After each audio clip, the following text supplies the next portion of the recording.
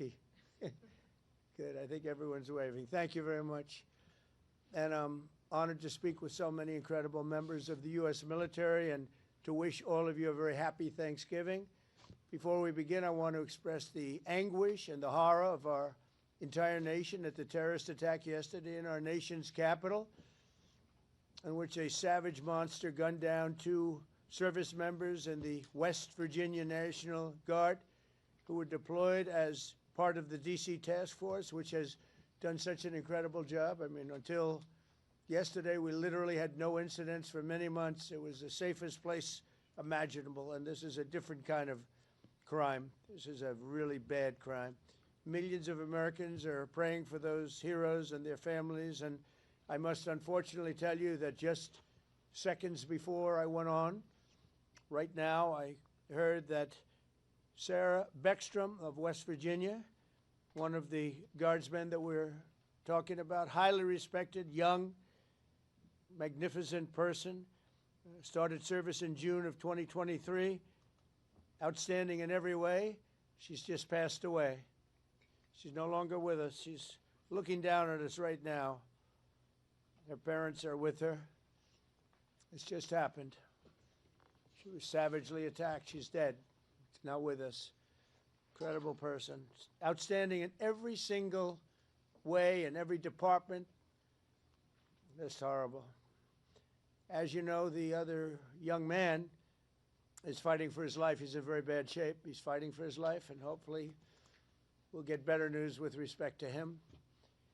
And the monster that did this is also in serious condition. But we won't even talk about him. As you may know, DHS has confirmed that the suspect is an Afghan national flown here by the previous administration, who was such a bad administration. And I have a picture of a plane. This is what it looked like when they came in. It was total bedlam. Do you remember that period of time? Total bedlam. People crammed onto the plane. And the toughest, meanest, most capable physically got on the plane, not the people that we were looking for or that they wanted to bring in. Here's a picture for you. Just take a look at that plane. Standing on top of each other and sitting on top of each other. This is what we had under the Biden administration. That whole thing should have never, ever happened. They should have left from a different base. They should have left from Bagram, as you know, and it would have been a much different story. But they didn't do that, and this was just a rout, just a terrible situation. This heinous atrocity reminds us that we have no greater national security priority than ensuring that we have full control over the people that enter and remain in our country. For the most part, we don't want them. They come in illegally. They have a lot of problems. Their countries force them in because their countries are smart. They don't want them. Let's give them to the Americans to take care of. They come out of jails in many cases, mental institutions, they're gang members, they're drug dealers. We don't want them. Many of the service members on this call today are engaged in crucial aspects of that mission. And to each and every one of you, I just want to thank you so much. Incredible people. You make this sacrifice like few others understand. A lot of them don't even understand it. And you're keeping America safe and free. Our military is strong. My first term, I rebuilt our military, all aspects of our military. And in Afghanistan, we actually gave up a big chunk, but relatively, as much as it seemed like it's small compared to what we bought and to what we have and to what we're buying. We're spending over $1 trillion this year on our military. We have a military, the best in the world. We make the best equipment in the world. And we have the best people in the world. So joining us this evening are 6 units deployed across our hemisphere, representing every branch of the United States Armed Forces. First, I want to thank the members of Army's legendary 101st Airborne Division. You know, I've heard about that since I was a little boy. The Screaming Eagles, calling in from Fort Huachuca, Arizona, and you're led by Major General David Gardner, a real tough cookie, and great general. I appreciate it, General Gardner. The 101st has done an outstanding job leading the task force, joint task force at our southern border. I mean, we have nobody coming in. They're not coming in. Under Biden, they were coming in by the millions. Now we have nobody coming in. We have a strong border. Nobody talks about it anymore. I'm not giving credit for anything, just like you guys are not giving credit for anything. We do the greatest job, but that's all right. They don't talk about the border anymore because you know why? Nobody comes in. We had 9 months now where we had nobody coming in, zero. And this is being fed. This is the people that do this they tend to be on the left. They'd love to say millions of people came in through Trump, and they actually said nobody came. Even I find that hard to believe, but they literally are saying nobody came in. And I hope people appreciate the job that you've done and the job that we've all done. But we're stopping the invasion of our country. We stopped it cold.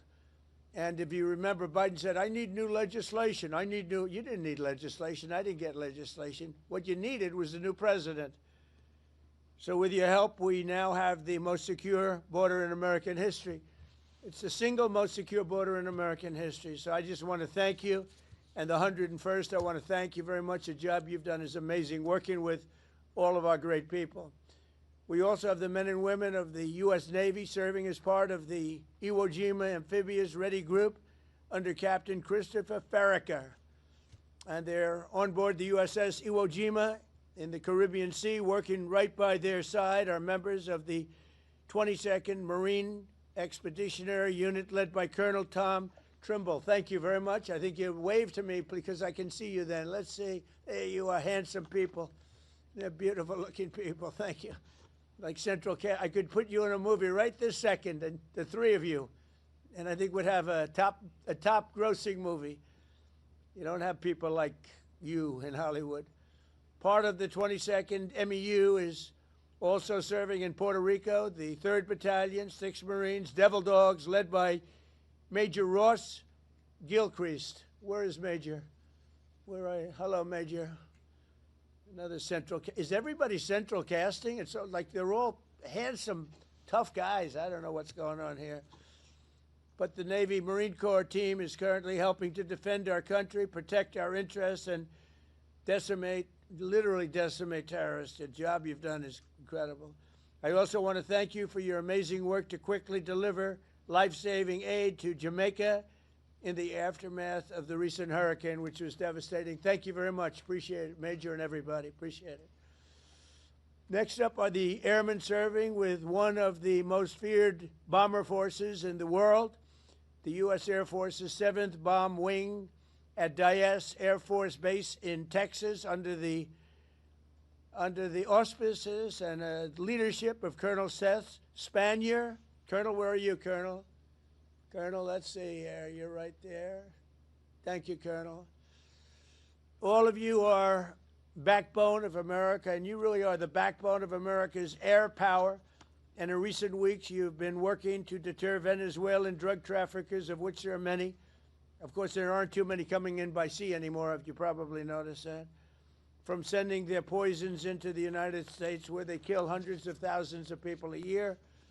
But we're going to take care of that situation. We're already doing a lot. We've almost stopped. It's about 85% stopped by sea. You probably noticed that. People aren't wanting to be delivering by sea. And we'll be starting to stop them by land also. The land is easier. But that's going to start very soon. We warn them, stop sending poison to our country. We also have the 18th Space Defense Squadron at Vandenberg Space Force Base in California, headed by Captain Ryan Weber. Captain, where are you, Captain? Thank you very much, Captain. Great job. Every day you maintain American dominance on the high frontier. You're the guardians of one of the most important domains we have to protect, and you make us very, very proud of the job you do, Captain. Thank you. Finally, we have the great men of the Coast Guard, and I have to tell you, there are a lot of women in the Coast Guard now, too, and we're happy about that. United States Coast Guard aboard the Coast Guard cutter Forrest Rednar with Lieutenant Commander Alexis Wild. Alexis, where are you? Hi, Alexis. Alexis Wild at the helm, and I'm told that just last month the Forest Rednor intercepted a boat with lots and lots of illegal aliens off the coast of California. It was loaded, and then turned them over to the Customs and Border Patrol, and they did it so professionally. The people were very, very impressed with the job you did, Commander, so thank you very much. It was a great job. And thank you for defending our maritime borders with skill and with pride, and the job you do, amazing. So I want to thank all of you again for your amazing service to our country. God bless our warriors. God bless our heroes from West Virginia National Guard. What a group. I love West Virginia. And I want to wish everybody a very happy Thanksgiving. We have a country that we can be very proud of. I was with the King of Saudi Arabia, and he said, you know, sir, last year you had a country that was a dead country. We thought it was dead. And now you have the hottest country anywhere in the world, and it's true. And we're going to be having close to $20 trillion invested. That's record-setting by 10 times. Nobody's ever had anything like it. We're building plants. We're building factories, auto factories, AI plants, the whole thing with artificial intelligence. I don't know the word. I've never liked the word artificial. I don't know what artificials are. I think they ought to change the name. I've always said that's a lousy name to have, artificial anything, but it's a big business. And we're building more. We're leading China by a lot. We're leading everybody by a lot. We make the best military equipment in the world, and they're ordering it at numbers that nobody's ever seen before. But we're doing better than we've ever done before. We have the stock markets just hit, for the 48th time, an all-time high during the 9 months that I've been here, a little more than 9 months now. And so we have the hottest stock market ever. That's a big thing for 401ks and all of the millions of people with jobs and 401ks. Everybody participates in that. But it's 48 times in a little bit less than 10 months. 48 times we hit an all-time high. And I think we're going to continue, because when these factories that we're building from all over the world, they're coming because of tariffs. I think because of November 5th, the election result, but because of tariffs. And we're taking in hundreds of billions of dollars like we've never done before. And some of that's going to go back in the form of a sort of dividend to our people, but much of it's going to go toward reducing debt. And what it really goes for, and even better than the money we're taking in, is the fact that nobody's attacking our companies and taking them out, stealing them like they've been for many years. Because if they do that, they have to pay a tariff as they make products and sell them into our country.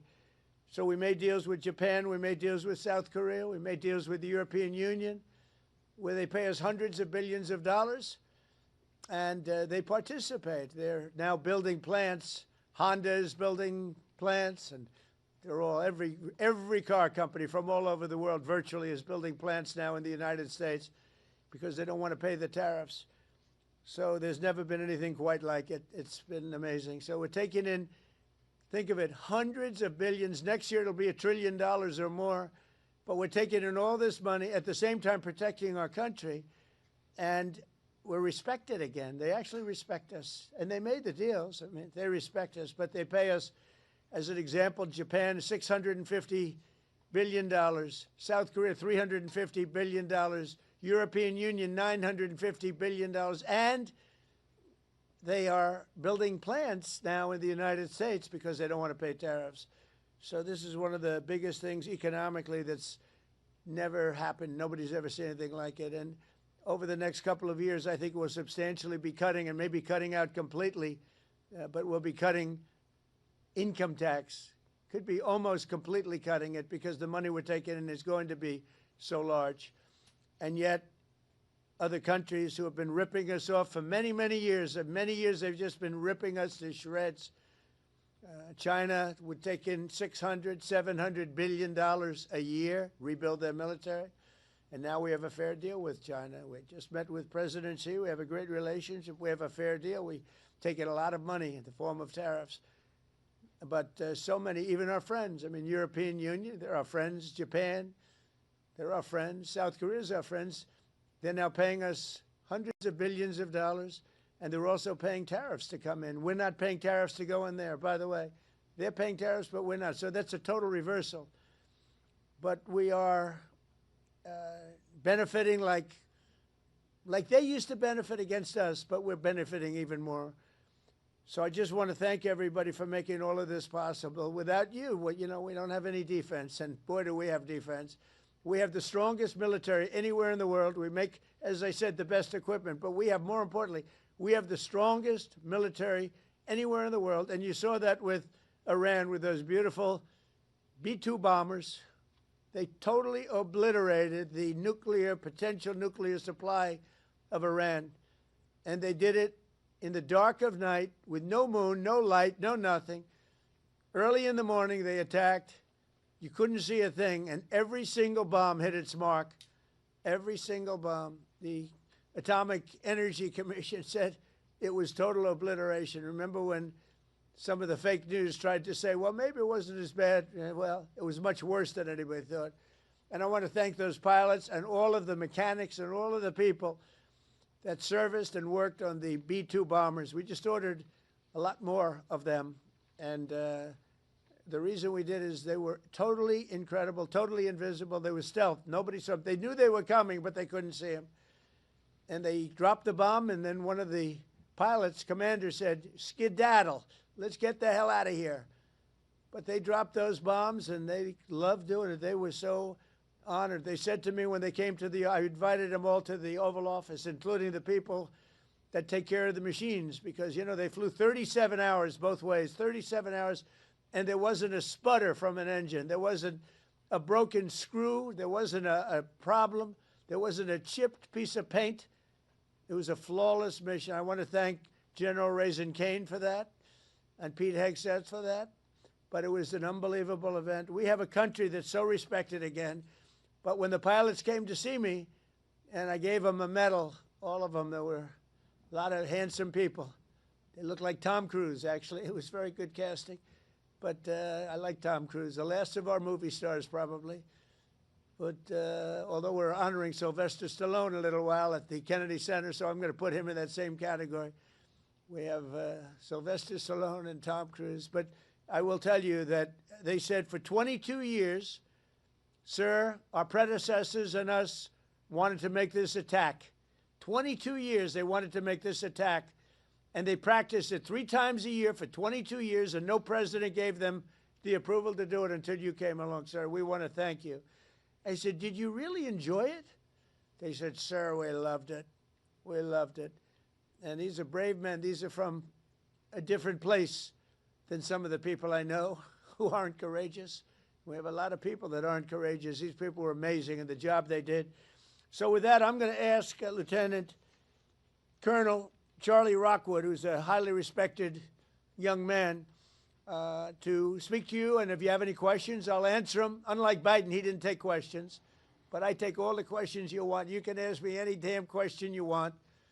And then we go and have a great Thanksgiving, because I don't know about you. You probably had your dinner already, but I didn't.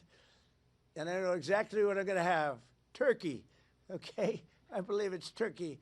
So, Lieutenant Colonel, if you would, you take over. Go ahead. Yes, sir. We're going to pass it over to Major General David Gardner from the United States Army. Happy Thanksgiving, President Trump. This is Major General Dave Gardner, the commander of the 101st Airborne Division and your Joint Task Force Southern Border. That's right. I appreciate you saying I was tough. Everyone cheered. I assume that means they agreed with you. We are headquartered in Arizona. The service members with me today represent over 10,000 deployed along the 2,000 miles of our border from San Diego to the Gulf of America.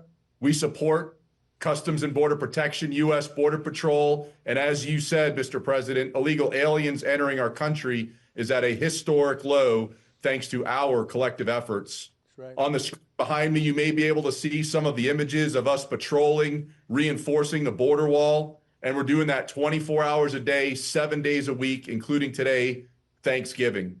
Our soldiers, Marines, sailors, airmen, guardians, and Coast Guardsmen were able to have fantastic Thanksgiving meals and engage in traditional football games against each other. We're doing well. We all appreciate you taking some time from your family to speak with us today. And thank you for your support, Mr. President, and happy Thanksgiving.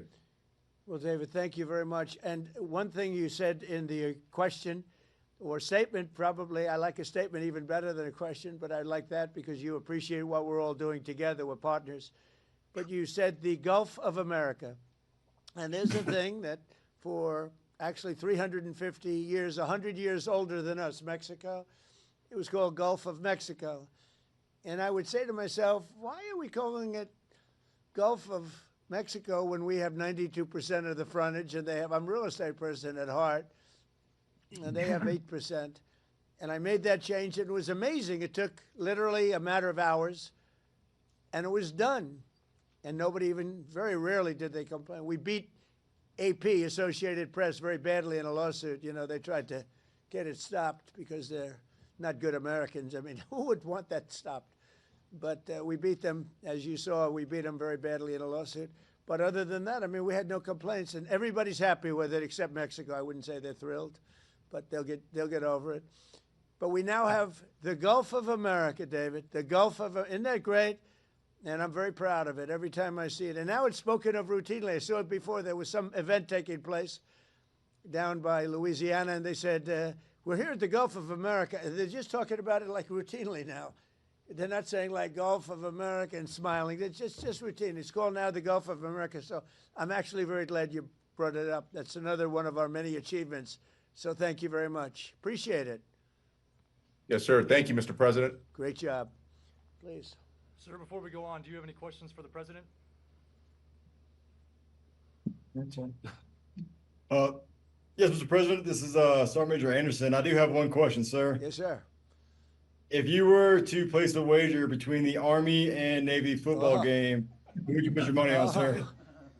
You know, David, I think you should dock him. That's a terrible question. That's how he'll get me in so much trouble. But I'll tell you what I will do. I'll be going, you know, you have one of those teams is having a spectacular year, and one of them, they're both doing well. But I'll be at the game, and I'm going to let you know right after the game who's going to win.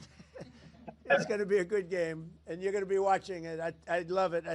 That's a place where we get a lot of cheers when we go in. You know, we won the military vote in the largest number ever gotten by a president, by far, despite the lies that they said about me. You know, they make up stories of lies. They're disgusting people. But we won the military by the biggest vote in the history of our election. So I like the military, but I like the Navy, and I like the Army a lot. And I'm going to be at the game, and I don't know if you're going to be there. You're pretty far away, but we'll be thinking about, you know, I'll be thinking about that wise guy question you just asked me. Thank you very much. Thank you. All right, sir. With that, we're going to go over to Major Ross Gilchrist from the United States Marine Corps. Good evening, Mr. President. The Marines and sailors in this room from Battalion Landing Team 3-6 are ready, capable, and lethal to support readiness and lethality in support of Operation Southern Spear. We're here in Camp Santiago, Puerto Rico, conducting sustainment training, and recently we conducted a mobile training team employing first-person view attack drones, conducting 2 day strikes and the first ever 3 night strikes in the history of the Department of War. This represents a milestone in our combat lethality, increasing the capability of the Marine Corps and the Joint Service. Soon, we're going to prepare to support counter-narcotics operations in the ground, maritime, and air domains, and respond to crisis and contingency operations to provide you options, Mr. President, in support of national security objectives to protect the homeland. Marines and sailors of BLT 3-6, the Hellhounds, are ready. We're the first to fight and at the tip of the spear as an expeditionary force in readiness. Thank you for your support, Mr. President. Semper Fidelis. Happy Thanksgiving. Well, thank you, Ross, and you people are just amazing. You do a fantastic. I knew every move and every single thing you said. I know exactly what you did and who did it, and I want to just thank you. You were amazing. And Border Patrol and all of the people here, you know, Border Patrol, every single one of them. These are great people. ICE, you know, ICE gets not the credit they deserve. They are unbelievable, tough, smart, and they're unbelievable patriots. So, Ross, thank you very much. You really have done a great job. We appreciate. We love working with you. Thank you. Thank you, Mr. Before we President. go over to the Navy, do you have any questions for the president? Anybody have any questions? Good afternoon, sir. The only proper response to the colonel from Fort Huachuca is "Go Navy, beat Army." Okay, I got to remember that. Thank you very much. They're going to have a great Sir. game. Thank you very much. All right, sir. With Yes, that, sir. We're going to move over to Captain Chris Farraker from the United States Navy. Okay. Yes, sir. Sir, on board here, Iwo Jima, proud commander of the U.S. Iwo Jima Amphibious Readiness Group, along with the 22nd MEU Expeditionary. You already met my one brother from Central Casting, Colonel Tom Trimble, and my other brother is Colonel Rick Shooter Haley. Behind me is a few of the men and women who comprise the 10,000 sailors and Marines of our Iwo ARG team, who are currently conducting maritime patrols against narcos in the Caribbean in defense of the homeland. Yes, sir. As you know, that we have also, besides the missions that you know about, sir, we also reinforced the embassy in Haiti. We're getting engaged on a routine basis, both receiving fire from some of those gang members and returning fire, defending that embassy. We've also opened up operations down here in the south, conducting expeditionary advanced base operations at Roosevelt Roads, where Major Ross-Gil Crease and the team are currently training. We've also done, as you mentioned, Mr. President, humanitarian support to Jamaica. We're proud to be part of this Navy Marine Corps team and be part of the defense of the homeland, sir. Thank you. Thank you very much. And really great job. Would anybody? Sir, I'd like to say more. Yes, go ahead, more, please. The First Lady came down to North Carolina last week and visited the Marines and Sailors Camp Lejeune, and my wife and my daughter and my two sons were able to meet the First Lady. That's right. And get a picture with her. She was truly gracious, and we really appreciate the time that she spent with the Marines and Sailors. That meant a whole lot to a whole lot of people down in North Carolina, sir. Well, thank you very much. And she had enjoyed it, and she mentioned that, meeting your family. And she said those people are in good shape. They're in very good shape. I don't know if she's referring to me when she says that, because I don't know. That could be a little slight. But she was very impressed with everything she saw. Thank you very much. Sir, before we go to the Navy, Captain Farraker, do you guys have any questions for the President? I do have one selfish one, sir. My daughter's 9th birthday is here in a few days. So I was wondering if I could get a happy birthday, Catherine, from you, sir. And her first name is? Catherine, sir. Well, Catherine, you have a father who's a great hero and a great man and highly respected. Happy birthday, and take good care of him. Thanks, sir. Much. Appreciate it. Say hello to her. Right, anybody back there have a question?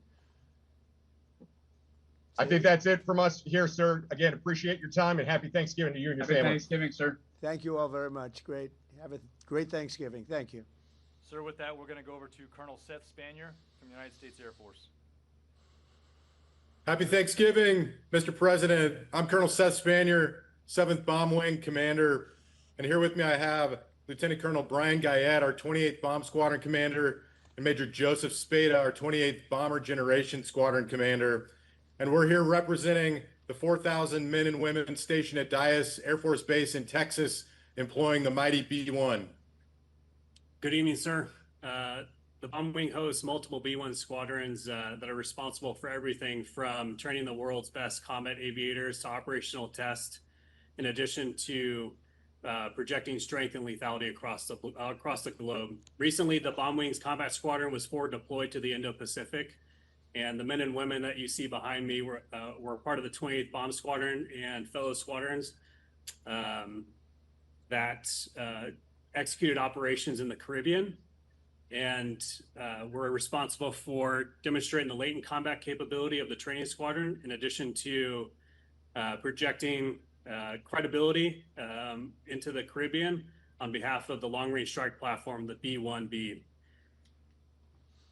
Well, thank you. It's currently off station at Nellis Air Force Base, Nevada. Thank you very much. And I don't know if you know, we have more planes on order in terms of dollars and planes itself, and they have a new one, the F-47, and I didn't name that.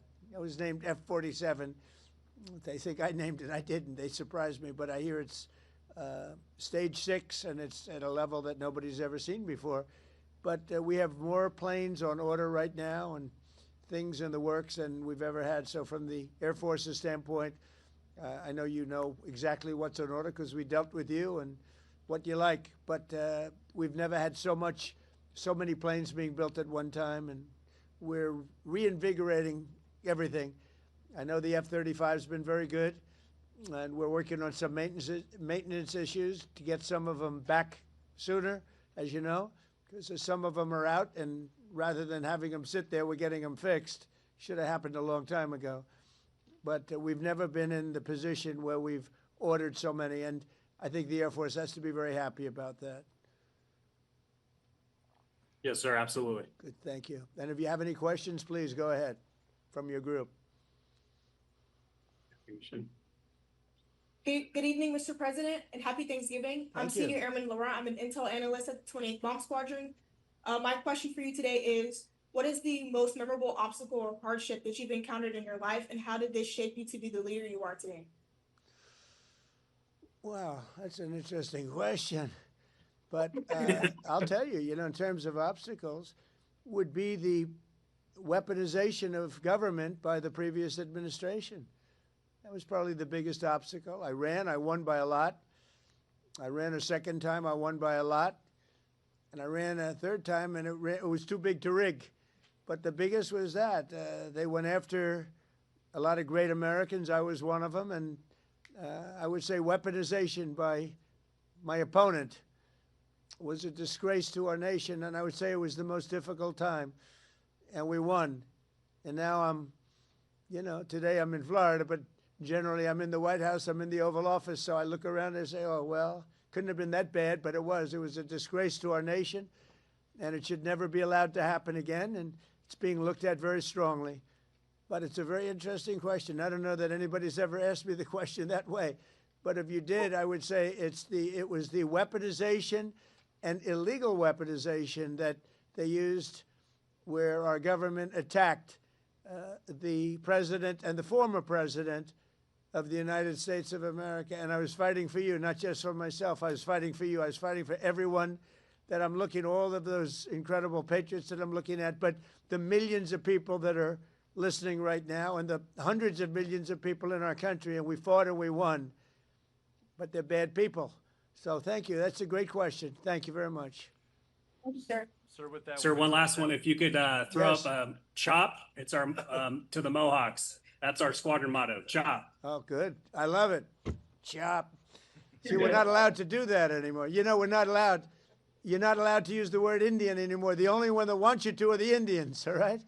I don't think you should ever change. I will never tell you to change, all right? It's great. And they're very proud of it, too, by the way. Thank you all very much. Thank you. Sir, we're going to turn over to Captain Ryan Weber from the Space Force. Okay. Good evening, Mr. President. My name is Captain Ryan Weber, and I'm the commander of the 18th Space Defense Combat Squadron. Today with me, I have Delta Crew. They're working the holiday swing shift right now, which is led by Lieutenant Cunningham and Sergeant Jackson. We also have 5 orbital analysts with us today. Our mission here at the 18th is space domain awareness, tracking everything to, in, and from space, whether that's a launch, satellite reentry, or maintaining the catalog of 48,000 objects in space. It's been a historical year for 2025. We've had over 273 space launches to this year, 174 of those being from the U.S. And we're just grateful for our newly operationally accepted system to lead the way for the world in space domain awareness. Well, I know all about it because that was my baby, Space Force. So I can't say I have any favorites because I don't want to do that. But I'll tell you, I have a real love for Space Force. And as you know, I did that. We put some very good people in because we were losing to China and Russia substantially. And now we're leading China and Russia substantially. And as you know, Biden came in, he wanted to terminate Space Force. He thought it was funny. He thought it was so funny. The military didn't think it was funny. And he was met with a great force. And the force said, you're not doing this. But I think it's going to go down as one of our most important, it's as technology goes. The things we're doing now in space are unbelievable. And I think it'll be one of the truly great things that this administration did. I did it in my last term.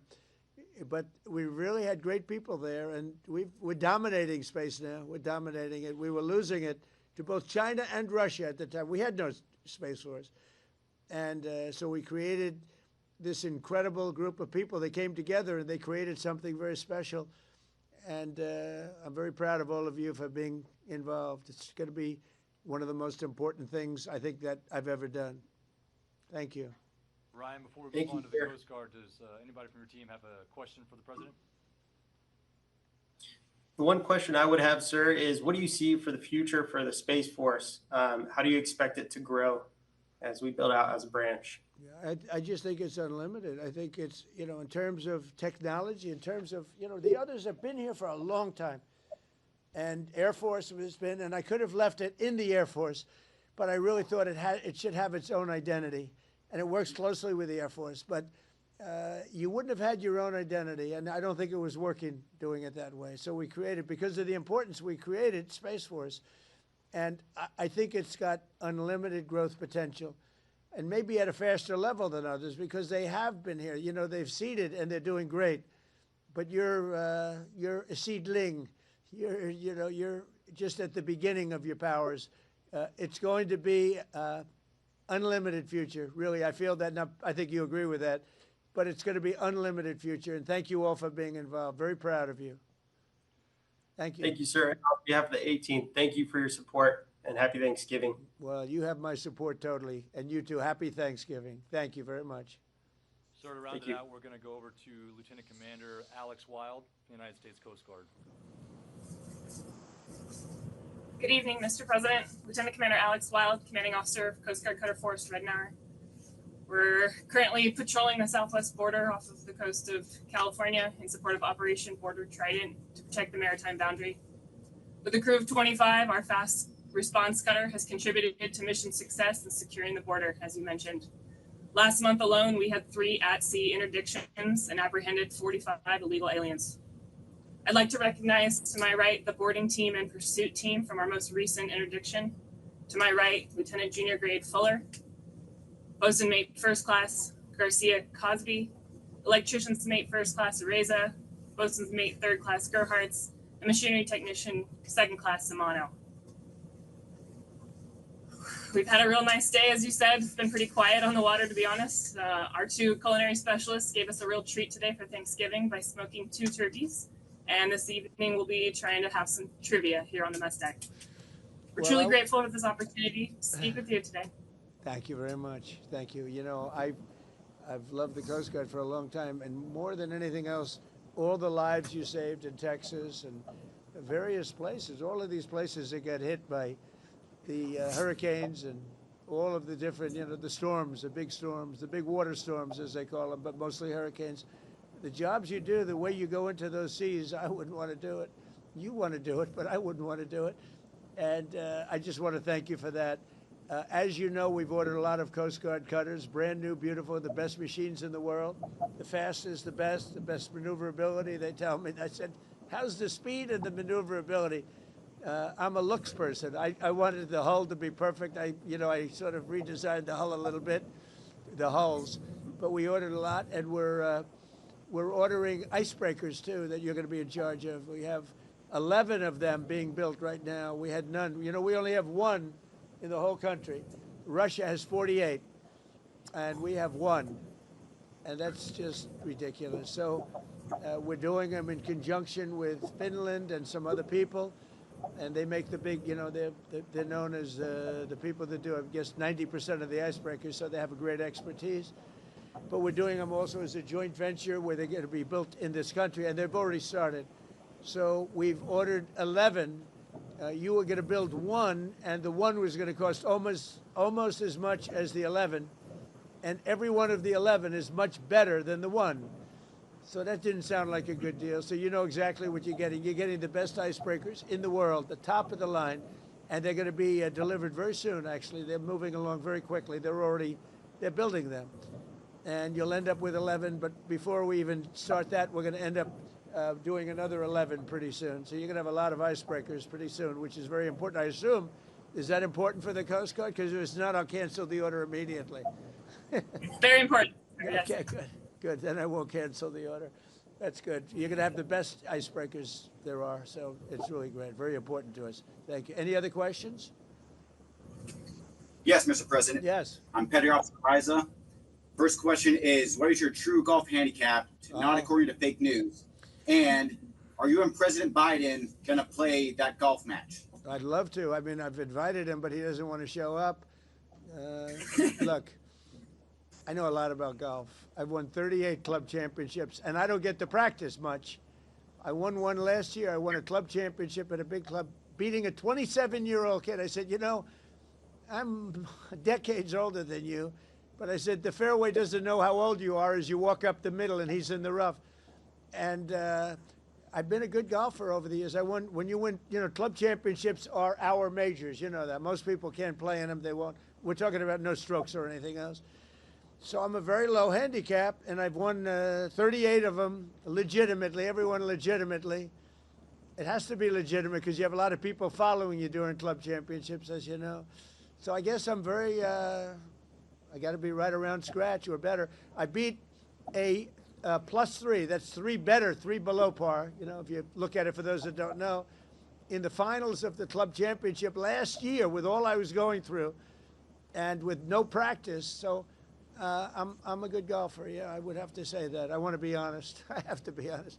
I played with Bryson DeChambeau on his show, you know, the Breaking 50, and we had a good time. But a lot of people thought that was a great ratings hit, and we had a lot of fun. But golf is great. It's sort of a microcosm of life, and you have a lot of people talk, but they can't play. Like Biden. Biden can't hit a ball 30 yards. I'm telling you. I looked at his swing. He cannot hit a ball 30 yards. He said he was a 6 handicap. He said that was the only thing that made me angry during the debate with him. He said he was a 6. I said, you're not a 6. And he said, well, I'm an 8. I said, that was quick. I picked up 2. But he's not 100.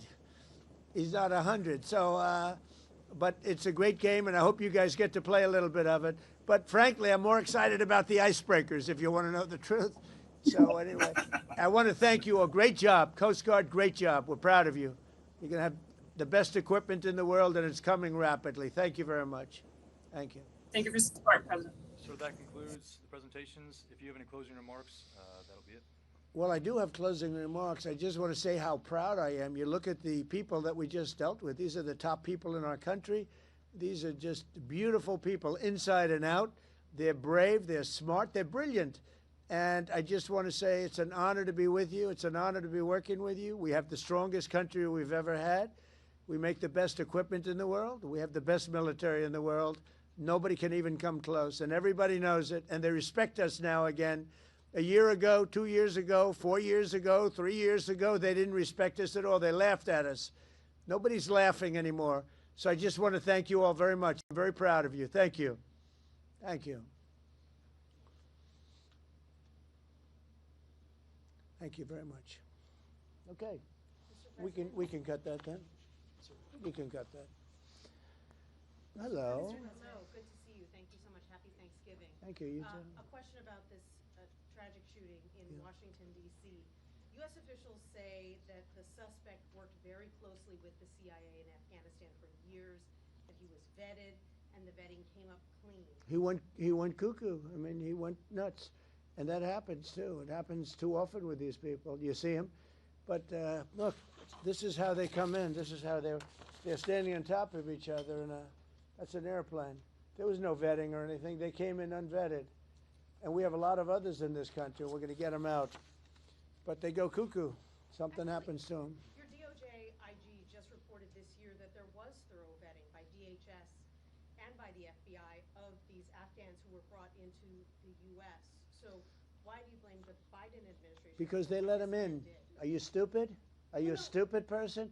Because they came on a plane along with thousands of other people that shouldn't be here, and you're just asking questions because you're a stupid person.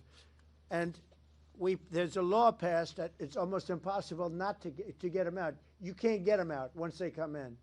And they came in, and they were unvetted, they were unchecked, there were many of them, and they came in on big planes, and it was disgraceful. And if you look, you'll see there was a law passed. It makes it almost impossible not to let them in, not to certify them, so to speak, once they come in. And they came in, and they shouldn't have come in. And frankly, the whole thing was a mess. The whole Afghanistan situation was a mess. It should have never taken place. If we're going to go out, and we would have gone out because I had everybody ready to go, we were going to go out with strength and dignity and precision. And we would have left from Bagram, and we would have kept Bagram, by the way, because of its very close relationship to China and where they make their missiles. But when you let the people come in by the thousands and thousands and thousands, They made a terrible mistake, but they were incompetent. Yeah. Yeah, Mr. President, thank you for having us here tonight. Have you spoken with Sarah and Andrew's family? We have a call in a little while, actually, right after this. Do you plan to? Well, the family is devastated, as you can imagine, but we have spoken. I mean, my people have spoken with the family. We'll be speaking tonight, tomorrow. You have to give them a little. They just found out about their daughter. You know, you can't just call 2 seconds later. Yeah, of course. It's a very, very tough situation. Obviously. She was so outstanding. I mean, I just heard outstanding in every single way. It's in the early stages, obviously, but do you plan to attend Sarah's funeral? I haven't thought about it yet, but it certainly is something I could conceive of. I love West Virginia. You know, I won West Virginia by one of the biggest margins of any president anywhere.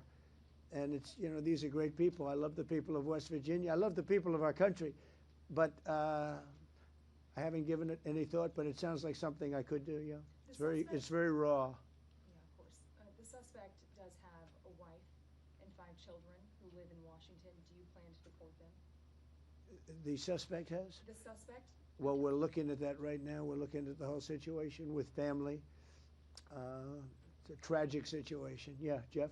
Mr. President, are there any changes you want to make to improve safety for National Guardsmen who are being sent into these cities?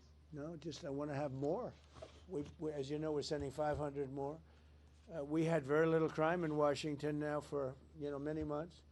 Record-setting low crime, and this happened. And I don't know how you put this on the scale of that. This is sort of different. This is a terrorism threat, and this was done because they're so effective. If they weren't effective, you probably wouldn't have had this done. But this was done because the National Guard has been so effective. You know, you went from having a tremendous amount of crime and death, killing, everything else, to having none. And this happened, I assume, because it was so effective. And maybe this man was upset because he couldn't practice crime. Who knows what his motivation was? But what he did was horrible. And you've made changes for Afghanis' ability to apply for asylum. Do you blame all Afghans for this one man's No, but we've had a lot of problems with Afghans because they had a lot of them coming in on these planes. Again, I show you this picture. We had a lot of them coming in on these planes that are, look at them. There was no check-in. They just poured into the plane. And many of these people are criminals. Many of these people are people that shouldn't be here. And many of them have been gotten out. I mean, we've gotten out a lot of the people that, you know, we've taken a lot of them out of here. But they came in, right? Yeah, I know, the old story. Many are wonderful, yeah, I'm sure. I said many are here legally, though. What should they think in terms of their prospects? Well, they can't be happy, okay? They can't be happy.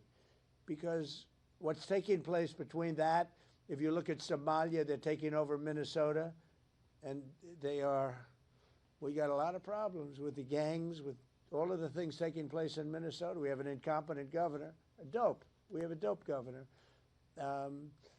They can't be happy about what's going on. And if you talk about the Afghans, you know, there's a problem because so many bad ones came in on the planes. They just walked in. Whoever the strongest people were physically in a way, but whoever the strongest, they got on the planes. There was no checking. They just swamped the planes. They took off. We had no idea who they were. Yeah, do you want to ask a question behind? Me? Hi, sir. Happy Sure, Thanksgiving. hi. What do the Somalians have to do with this Afghan guy who shot the national? Nothing, but Somalians have caused a lot of trouble. They're ripping us off for a lot of money. There's a tremendous amount of money going back to Somalia. What the hell are we paying money to Somalia for? But they're ripping off our country at a level that few people have been able to see before. That's about the only thing. You talk about competence. We have Ilhan Omar, who does nothing but complain about our country and our Constitution. And she comes from a country with it's practically no country. It's devastated, it's crime-ridden, it's a mess, it's a disgrace. And we took their people at a tremendous, we're not taking their people anymore. We're not taking their people. And we're getting a lot of their people out because they're nothing but trouble. Okay, thank you very much, everybody. Go ahead. One question about this asylum claim that is being floated. Of course, you just detailed that this suspect was flown in under the Biden administration. Yeah. But was he granted asylum under your administration? When it comes to asylum, when they're flown in, it's very hard to get them out. No matter how you want to do it, it's very hard to get them out. but we're going to be getting them all out now. Thank you very much. Thank you. Mr. President. Thank you, sir. Here, take that picture if you want it, press. Mr. President, what are you most thankful for this Thanksgiving? The fact that America's great again. We've made America great again. America was a dead country. We've made America great again. Here you go. Got it? Thank you, Mr. President. Happy Thanksgiving.